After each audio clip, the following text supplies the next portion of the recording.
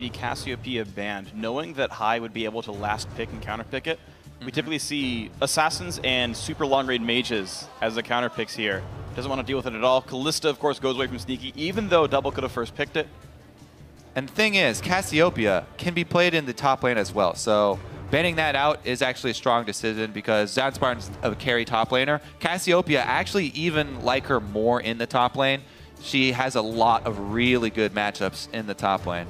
Last ban, by the way, is Lissandra, just barely showing up there before the insta-lock from CLG. Rumble for ZionSpartan. They do take it away from balls. And already CLG set up with that glorious mid-game team fight that Rumble brings. And this is going to be one of, I want to say, very few Rumbles we've seen in North America specifically. I know we've seen them a couple times, but not super often. Rek'Sai comes in from Meteos, LeBlanc in for balls, although they'll likely be High with Cassid and Band here. Now, Meteos, he just actually broke a promise to me. You see, he came in and said, okay, so every single game, I just play whatever beat me last time. And just kept, hopping onto the new champions. He won his last game. He's supposed to stay on Vi. Meteos is a dirty liar. What was the thing that beat him before he won his game? He played champion. Rek'Sai? He played what, Elise and then Rek'Sai and then Vi, and then he won on Vi, so he has to stay. Well, he's going with Rek'Sai this time around, Phreak, and you cannot question his decision there because very strong champion on this current patch, especially with Jarvan banned out. Meanwhile, some interesting single target lockdown here with Vi, my favorite champion in the game at the moment. Going to be locked in, comboed with Morgana. Now, I really like the double pickup here because Morgana is one of the biggest problems for Vi to deal with. Yeah. Very, very aggravating when her target gets a black shield on it.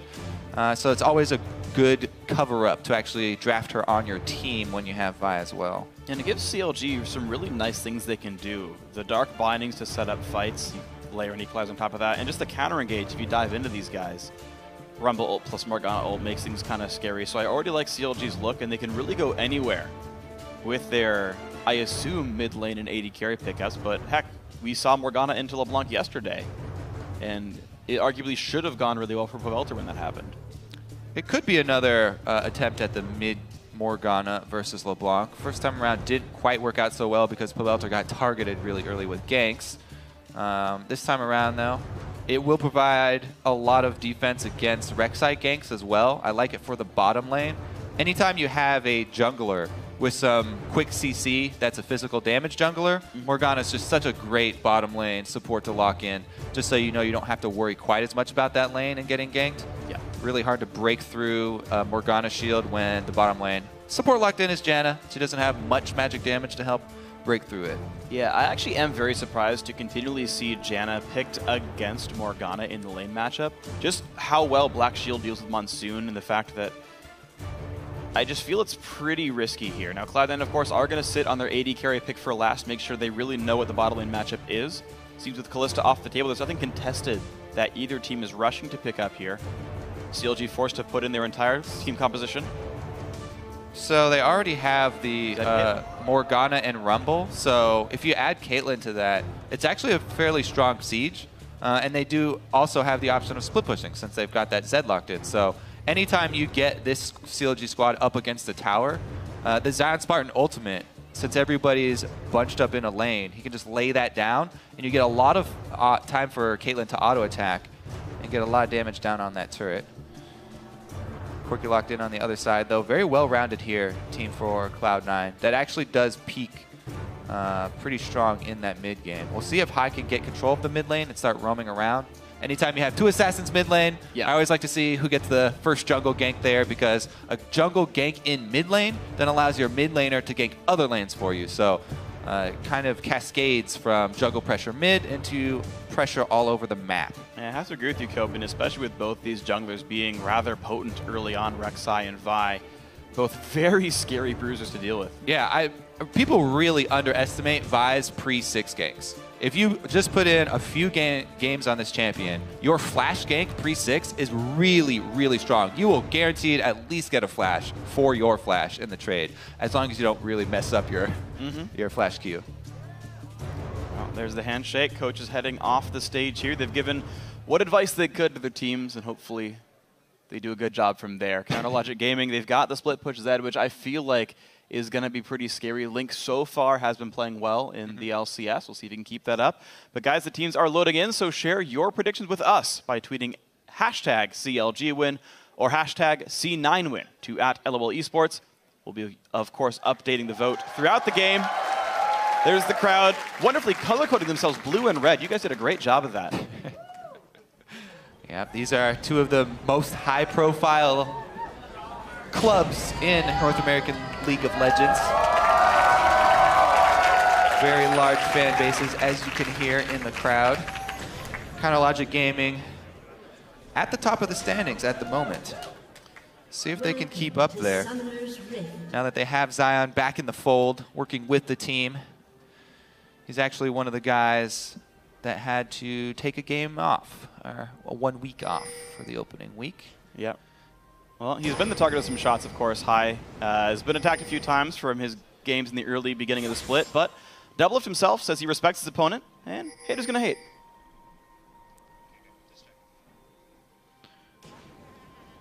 High has set, for 2 years, he set the standard of playing well and making smart decisions, and now when he's falling off, people will, I guess they just come out of the corners, the people who didn't like him from the very beginning, and they put on their loudspeaker and they say, okay, he was never good. He was always like this. There was never a point where he was good. He was always playing stupid and always feeding in lane. Everyone just trash talks me whenever I do something stupid or lose a game or whatever. I feel like it's expected, and as a pro player, you have to understand, like, that's just part of the job. Minions have spawned. Strong words there from Doublelift. Everybody seems to forget the past 2 years that High and Cloud9 have been atop the North American scene just after one faulty week. However, though, they cleaned it up very, very well yesterday. Week 2, they've come out really strong. This time, no surprise once again, Cloud9 go with a lane swap almost every game this season so far. They've started with these lane swaps. He's not going to go with the farming behind the tower that Doublelift liked to do yesterday. Sneaky's just going to go with a regular, bunching up the minions, get it to push in their favor, focusing all of their damage onto the front melee minion. LemonNation, I also like how he hides in the bush during the beginning stages of the freeze, just to keep CLG guessing where the support is. Yeah. Never want to give away any unnecessary information, especially in lane swap situations. Definitely very smart. What interested me here as well is that both junglers got to start on the greedy side of the map. Both started on the weak side, didn't get punished for it. The top laners were helping, I believe, in both these cases. Very early back from the Cloud9 support, LemonNation drops a ward in the furthest lane bush there, so that Sneaky will be protected from any weird lane ganks, as well as ZionSpartan trying to hide in the bush to soak up CS. We've seen this before. Heads down bottom to help Balls. Yeah, Balls plus LemonNation are actually big fans of doing the top laner plus support laning, especially when he can grab one of those range champions. A couple more seconds, though, and he will lose his range. I'm just a little bit concerned about how this match will play out, though. I feel like it goes pretty heavily into Doublelift's favor, but well, it definitely tracking Balls CS. Yeah, it definitely does. Caitlyn, especially plus Morgana, is going to have a pretty easy time pushing them in. But Caitlyn, with the range advantage over all other AD carries anyway, yeah, Doublelift would be playing a very similar style, whether he was facing Sneaky or Balls. Morgana does bring that extra added threat to dissuade Balls from being greedy and going for CS. Now, this is the old patch, by the way. Xmithie was able to back and not only upgrade his jungle item, but also grab several wards. Early jungle control as far as the vision is concerned here. Xmithie looking to get some deep vision in Cloud9's side, which is something that Cloud9 usually prioritize a lot earlier on. But Meteos has just been hard farming with Rek'Sai. Hasn't dropped his ward yet. And it's been overall very good from Xmithie. He defensively pink-warded mid lane. Got the green ward down more aggressively to watch the right side of the jungle, and so far I think it will. Meteos will find him a little bit too late. He has the sonar there, so doesn't have to face check Xmithie. Alerted to his presence. Xmithie gets away with large wolf as well as one small. Is he going to stay for the ward? Nope. Afraid of High. Good defense. ZionSpartan in the top lane. Put a lot of 1 versus 1 harass down on Sneaky. LemonNation back from his warding trip down bottom. I guess they're not going to keep up with the support plus top laner duo down there. Sneaky was not able to bully ZionSpartan because he started with the double jungle. He got up to level 4. Sneaky didn't have the extra levels to bully.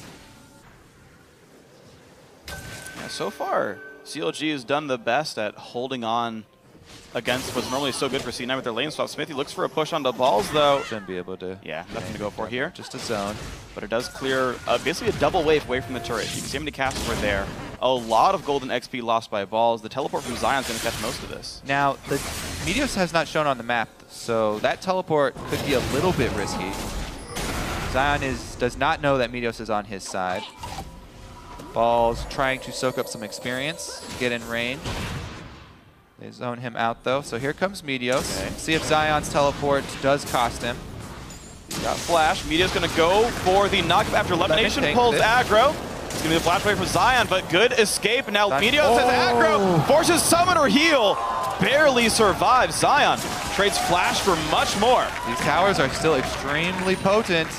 3-person dives are fairly hard to pull off. Zion does a good job using his flash to avoid enough damage that they can chase off Meteos, and Zed comes in to try and clean it up top, but Link is seen by the pink ward, and all of Cloud9 back off. That earned them a tower advantage, because the difference between junglers, Xmithie just went to try and zone balls off, whereas Cloud9, Meteos, they actually go for the dive, and because it fails, CLG gained their first large lead of the game. Yeah, I gotta say, I think the big reason why the zoning worked, though, is Balls understood that Vi Morgana actually deals some good damage early on. A binding is definitely... Right, exactly. Whereas Janna, like, okay, she pulled aggro, but didn't get to do much otherwise. So the actual 3-man group, better for CLG, paid off, well done. BF sword now for Caitlyn as well, so Doublelift is menacing to lane against right now. And we mentioned the CLG team grouping up for the towers as well. Whenever Caitlyn does get an early lead like this, you want to try and knock down as many outer turrets as you can before Corki hits Trinity Force and is able to get his level 6 and start poking you back. So Doublelift with that BF sword is going to be a really big indicator of what CLG are looking for towards the mid game here. If he just wants to try and bully Sneaky down bottom, or if they actually start rotating him over to try and pressure other outer turrets. Looks like they still want CS on Link, so they're keeping him in.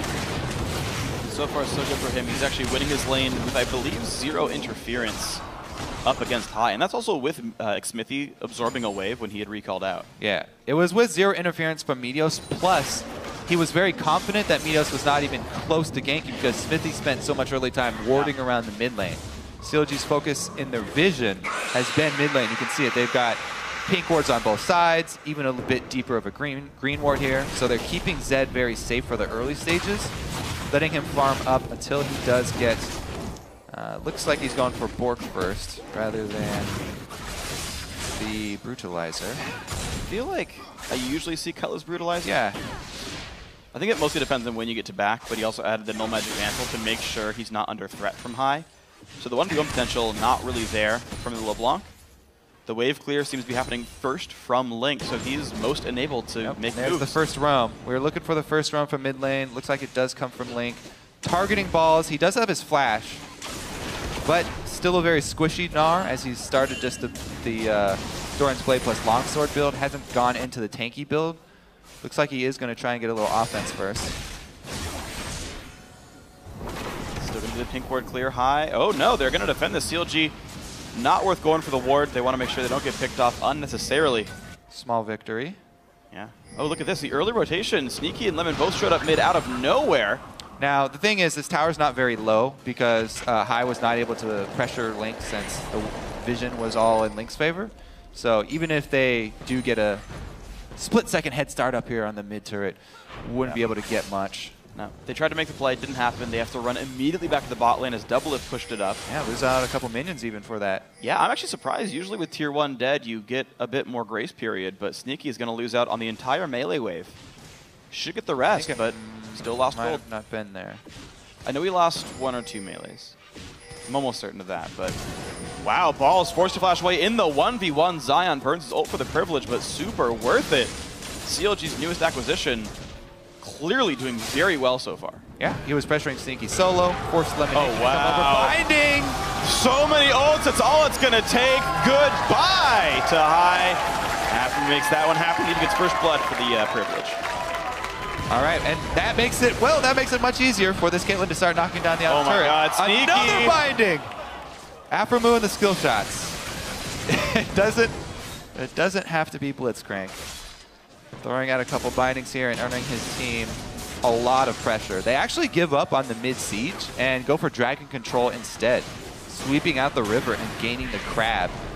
Looks like they want to purchase before actually starting the dragon instead of trying to take advantage of the time that High has to walk back from base. Maybe they feel like their damage at this point is not quick enough to take it, and Corki is, you know, post 6. Rockets are very annoying while you're doing dragon. Don't want to risk taking too much damage from it. It's true. And Double even just went for an Average Blade here. He's actually slowing his early damage progression by denying Pickaxe, denying the early Infinity Edge. So maybe CLG taking it a little bit slower than they would have otherwise. This turret taking a lot of damage off those recalls from CLG. They basically took those kills, took a Scuttle Crab, and then recalled, which gave some space for C9 to make moves. Link able to handle the wave clear himself. Zed's good for clearing one wave like that, but he definitely needs backup as all of Cloud9 swing down. Meteos taking the opportunity to invade jungle, get those wolves back. He's got his fully upgraded Stalkers, however, Zion under turret already had a hard time taking him down. Dragon will be traded just for the effort top, and they don't even go for the dive. Really nice by CLG. They'd already swept the pit out in the first place. Just the 2 guys that can jump over walls. They let them sneak in there. Easy duo. Plus, they have this ward up here. Yeah, very nice. CLG so in control of this game. They are not letting Cloud9 do absolutely anything. A lot of focus on Zion here from Cloud9. Zion handling it very, very well.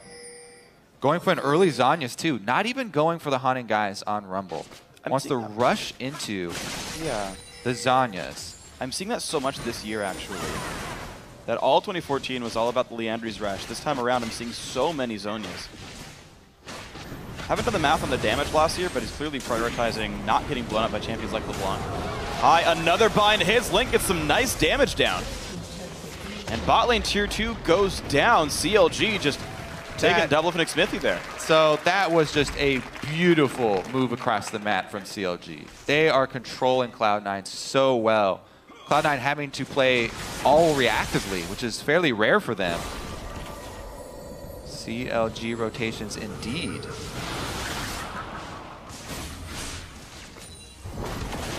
So, slow and steady winning the race. The Caitlyn, despite going Average Blade, doesn't need the extra damage, is still knocking down turrets successfully. High goes for some wave clear. Black Shield, who cares? I really like the greed here from Doublelift. He won't be punished for this because they're using Caitlyn as this wave shover and turret taking AD carry that she is at the moment with her extremely long range, moving him across the map to points where they don't have to fight team fights.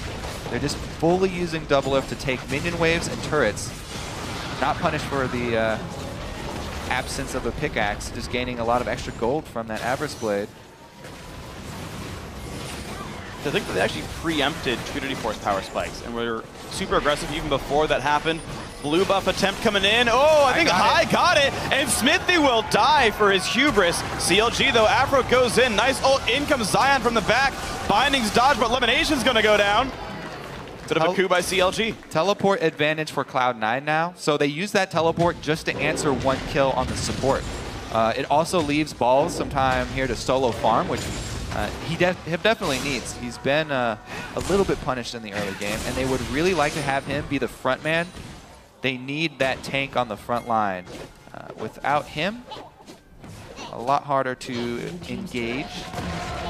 Also able to pick up the global gold here. So Cloud9 clawing their way back.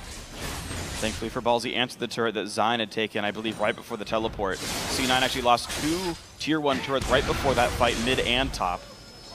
This huge gold lead, though, that CLG got from all the early turrets that they knocked down is going to be very, very big if they do actually decide to go for team fight. Xmithie Edge now completed for Doublelift.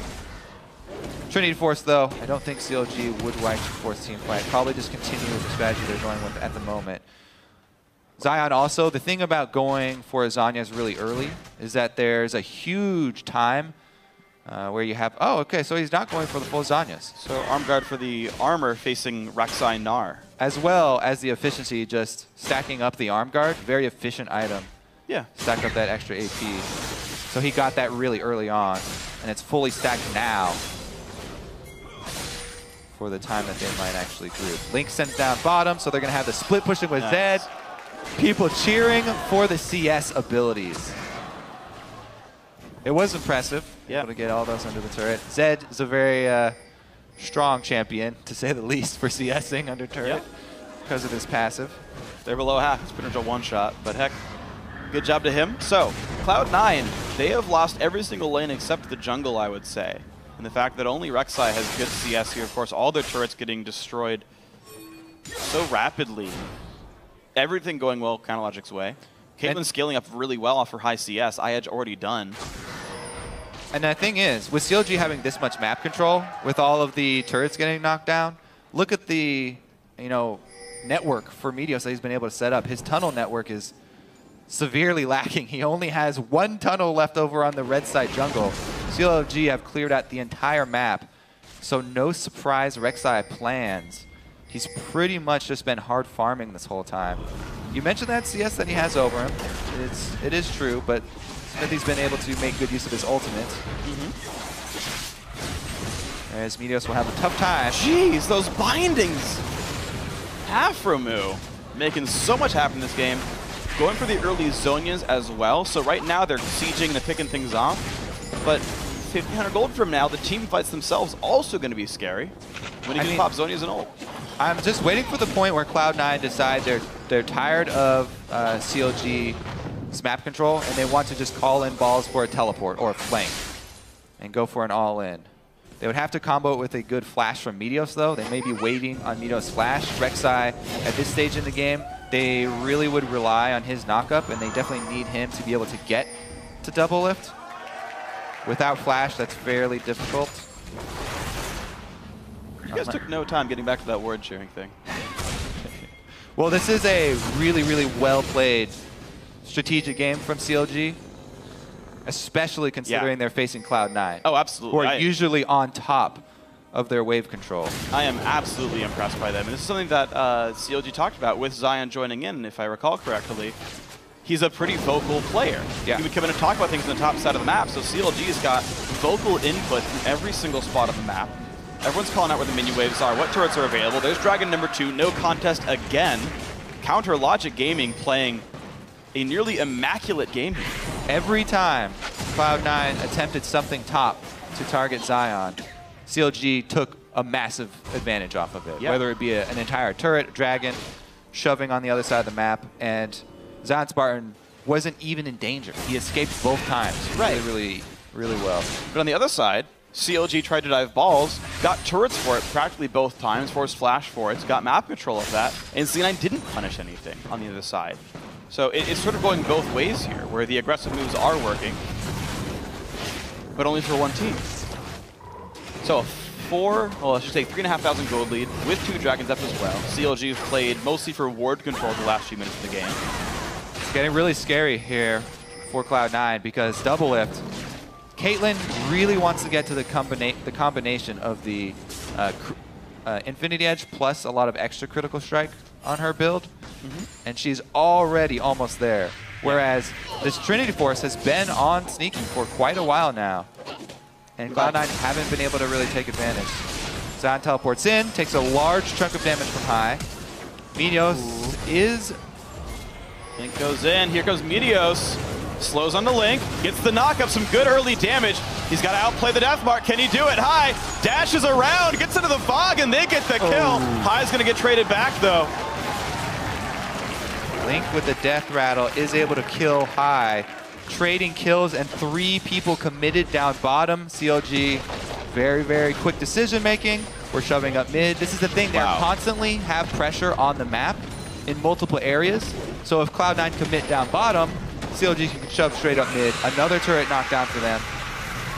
This one's not the farm alarm, guys. Meteos looking for pressure onto Aphromoo, but the ward's going to keep him safe. Nothing done here. What's crazy about this as well is just before that fight, I checked the vision. CLG had almost 0 wards up in the map. They'd all timed out or gotten cleared before they all recalled. They went for those aggressive moves without knowing where anyone could have possibly been. You say anyone. They saw 3 people down bottom. Yeah. And one of them was the teleport. But I mean, just to set up the mid lane push, to set up the bot lane fight as well, right? Like, people actually were bot lane, but Double got to push mid because of it. They have been keeping up their pressure as well as their ward control. I mean, deep wards in both sides of the jungle here for CLG. Yeah. Giant gold lead as far as the new patch is concerned, at least. And Aphromoo, so good at these long-range skill shots. The Blitzcrank last game, the Morgana here. A great force for Counter Logic Gaming. Double soon to get Static Shiv. Just scaling up, being that menacing. I mean, this is going to be really scary. Doublelift, once he combines. I'm not quite sure which one he's going to want to upgrade first. Probably go Phantom Dancer with the recent changes. No, not with Aphro's Blade. I guess I'll go Static Shiv. Aphro binding. Oh no, High can't juke it. He's going to go down. That's a quick kill picked up. Xmithie claims it. Aphromoo. Please. Yeah. Please, Aphromoo. Oh my gosh. Well, these hits are ticking out pretty nice for Counter Logic Gaming. Up double kills, up still 3.7 thousand. Dragons in, I think, 3 minutes, maybe a bit less. But the game has been completely controlled by these guys. The best C9's ever done is traded kills and traded turrets. They've got nothing unanswered. After misses one, the exhaust and the ult comes in. The flash dodges, but there's the Piltover combo. Xmithie not gonna get the kill though. Sneaky stays alive thanks to a shield. Dodges the Q from Doublelift. LemonNation very low, gets the crits, Double gets the kill. Balls gets locked up. Even more deaths for Cloud9. 2-0 CLG once again. They find a large skirmish when Doublelift finally has his double item completion here. Static Shiv, as you said, with the Average Blade completed, giving him enough crits on his Infinity Edge to turn that one around. CLG, what a dominating performance here. Beating Cloud9 in all aspects of the game so far. Really working with the Caitlyn pick well, I have to say. Yeah, the fact that they got 4 turret kills in the first, 13 minutes was astronomically high. Binding some Aphromoo at all key moments. Yeah. The entire CLG roster really looking like a squad that's ready to keep first place this time around. All right, Doublelift, fancy footwork, does get down in HP, so can't keep trading. Seeks in a couple of sneaky auto attacks. Woo! Sneaky flashes the Q, but Vi's able to get there with the ultimates. Now, at this point, they just don't respect the crits from Doublelift. Wow. You can't really expect crits in a row. Was that 3 in a row? It looked like 3 in a row. And you kind of have to feel bad for Lemon. I actually counted. He was 2 and 4 before that. 2 crits, 4 non-crits. Yeah. 3 crits in a row in the back end. That's a little bit of luck also helps in a game where you're just winning through strategic prowess. Doublelift does have the favor of our end Jesus. And the crowd cheering for CLG's great vision control, which, to be fair, is about as important as champion kills in the first place. So yeah, when you're running a team that has Caitlyn constantly pressuring lanes as well as a split pushing Zed, I mean, this is not by all means the safest strategy to pull off. No. It's very difficult, actually. You have to have confidence in your split pusher. You have to have a lot of confidence in your AD carry not to get caught while she's pressuring like that. And CLG have done it very, very well. ZionSpartan solo man clearing out the wave with his ultimate. Very good choice there. All of Cloud9 committed to the top lane, and he neutralizes all the resources Cloud9 commit to the bottom or the top side with just his ultimate, and allows the Doublelift Link combo to take out 70%. I feel like LemonNation gets crit every single time Doublelift shoots him. Well, here's the chance, though, for Meteos to make something happen. Gets the Chilling Smite down. Balls isn't far away. Double forced to flash. Balls is flashing for the slow. This could be Double going down. It finally is. So they are finally able to punish them for this very, very high-pressure strategy that CLG are trying to pull off. They do catch one, but they gain so much in it anyway. Xmithie barely able to escape. And it got pushed out for all the attention bot lane. Of course, nothing else was really gained, but High overextends. Aphro finds more. He finds High. Ball's going to not make any use of his Gnar form as well. Mid laner not present. All right, let's see how CLG close this one out. Dragon control should be easy to maintain. Binding again. Jeez. Oh my. I figured it was a bind. I didn't see it. Not only does Doublelift crit LemonNation every time he fires a shot, but Aphromoo hits High every time he fires a binding. Yeah. I mean,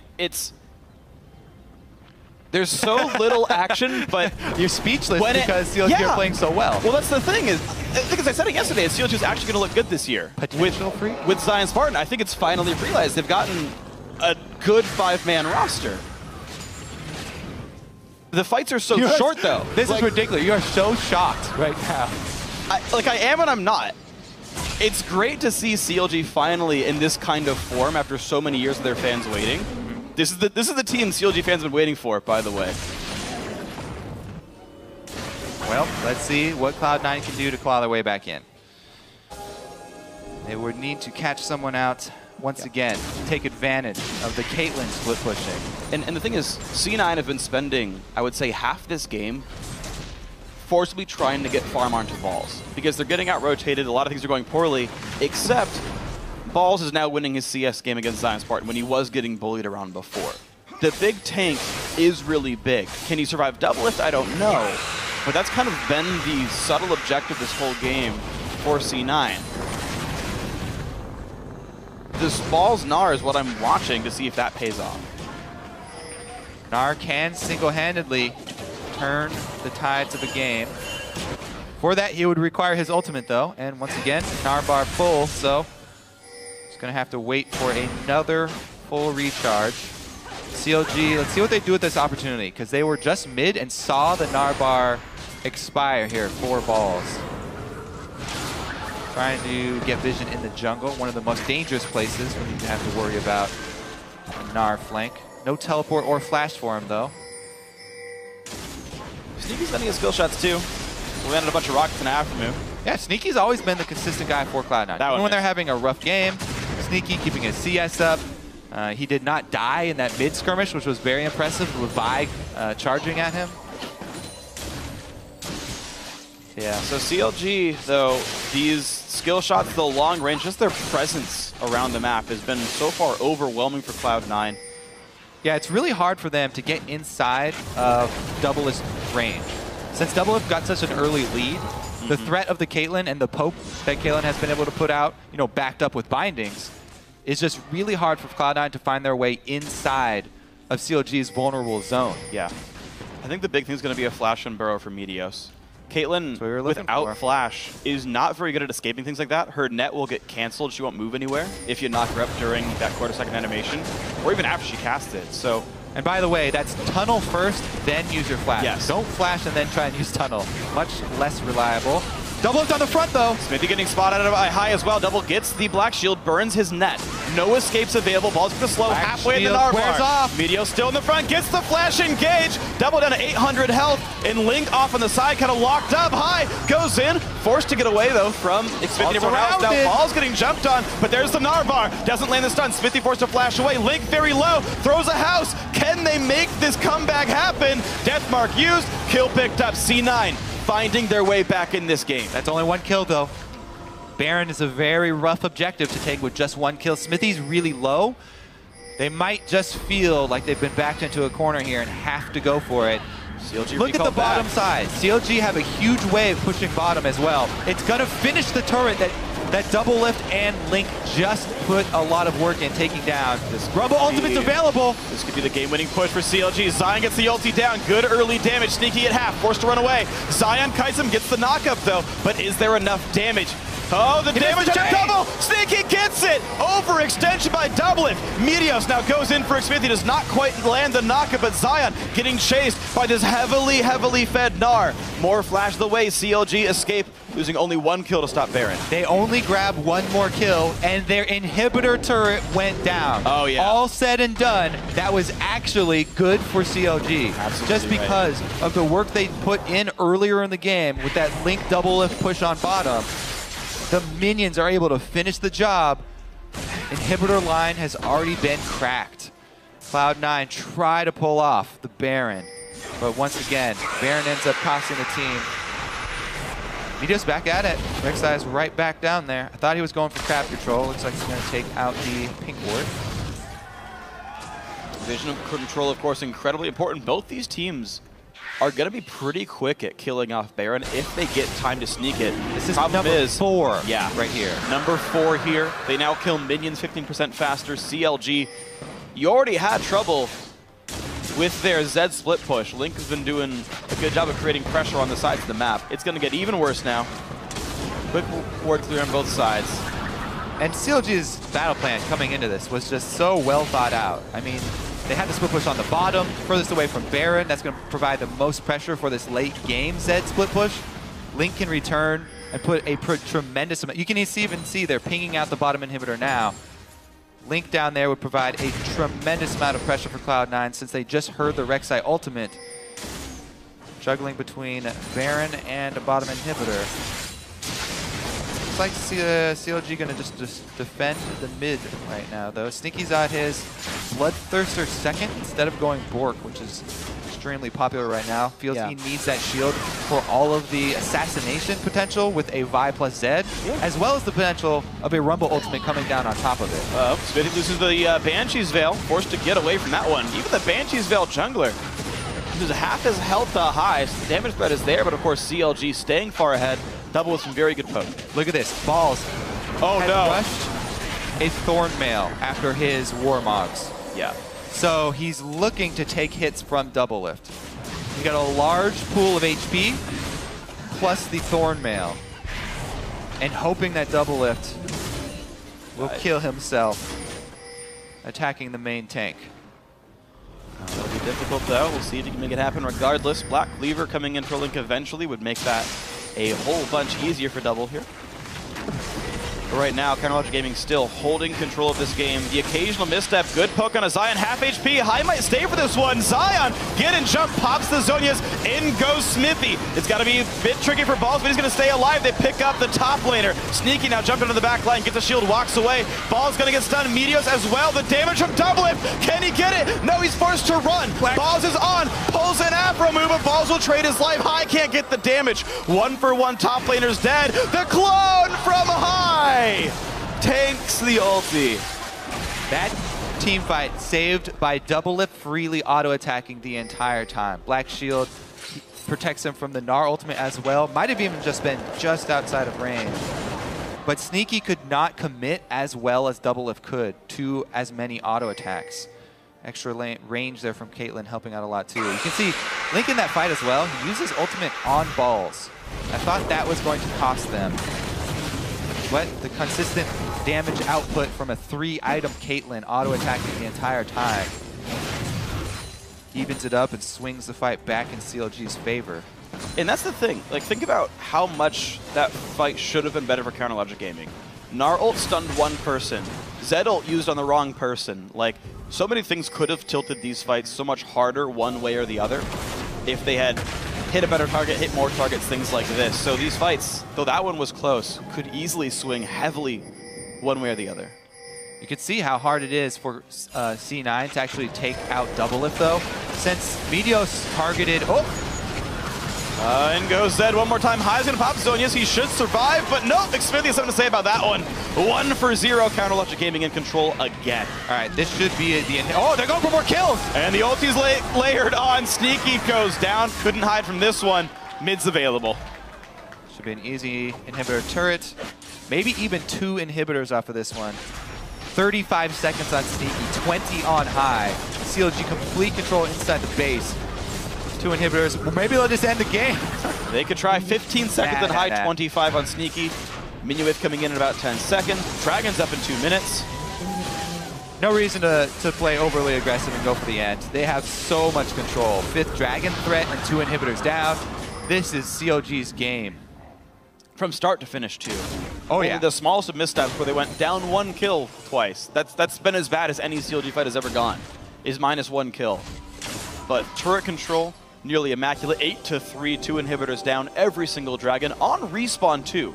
They snuck 1 6 minutes in, and then when it respawns, 3 people are there. It dies again and again. Great play. They played a little bit slower when double splash was down. That went fine. Xmithie, hadn't seen him in a year, practically. So far, great with Counterlogic Gaming. Yeah. Link shaping up well. ZionSpartan, a great addition to the team. I mean, you can list off every single person on the team. That's what I did. Yeah, they each did their parts. Xmithie with the early ward control as well. Let's see if they can end it as clean as they started it. 5th Dragon in 1 minute. Here come the elixirs as well. Mm-hmm. Very, very difficult to take that fight. It's really funny to watch a game like this because the kill score would betray how much CLG's been in control. 10-6, you think, oh yeah, close game, 4 kills apart. Not at all. Not even close. This game is domination. CLG massively out-rotated C9. There have been, I would say, 3 to 4, honestly, free turret kills, where they just out-rotated so heavily there was no defense. It was a matter of Not to mention, every single Dragon was uncontested. Yeah. That is ridiculous. All right, well, let's take a look. Cloud9 trying to make a move here up to the top side. Baron for Dragons is the best choice they could hope for. Well, 2 inhibitors are down, so they have to do something quickly. Yeah. Their backs are against the wall. They're forced into this position, and they're going to do it. They're just going to hope CLG doesn't look at them. Xmithie burned his Q, actually, puts the ward down. I don't know if he can Vault Breaker in time. I think he probably will be able to. C9 going to stay for this one, though. Fighting goes down, good ulti in, and the Dragon went down. So now can they keep fighting? LemonNation losing so much health. Ball's likely to die from the Zed. They switch over to Sneaky. So far, Gnar has dropped down. It's going to be Meteos also joining him in death. Now Sneaky 1 hit away. That's 3 kills for nothing. By the way, they can teleport into the mid lane. They will do so right now, but Zion gets killed for his troubles. That said, there's still minions coming in. Hai and Lemon, the only ones surviving. Never mind, just Lemon, the only one surviving, but I think it's going to go sour for C9 here. Doublelift is inside the base. Here comes Nexus turret number 1. I don't see it being defended. CLG fans, here's the team you guys were waiting for. So far, so good for CLG in 2015. Wow. CLG, first place North American LCS, and they deserve it. That was the most one-sided game that I have seen in quite a long time. Yeah, it was good decision after good decision after good decision. Good play all around. There's the 2 newcomers to the roster. Xmithie and Zion and CLG uniforms. Completely at home, it seems. Yeah, that's the exact type of game that they would like to play. Not under pressure at any point in the game.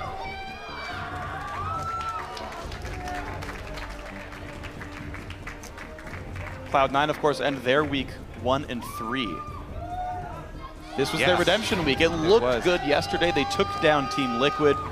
You think, all right, C9's turning it around. But, of course, every season in the LCS, the teams get better and better and better.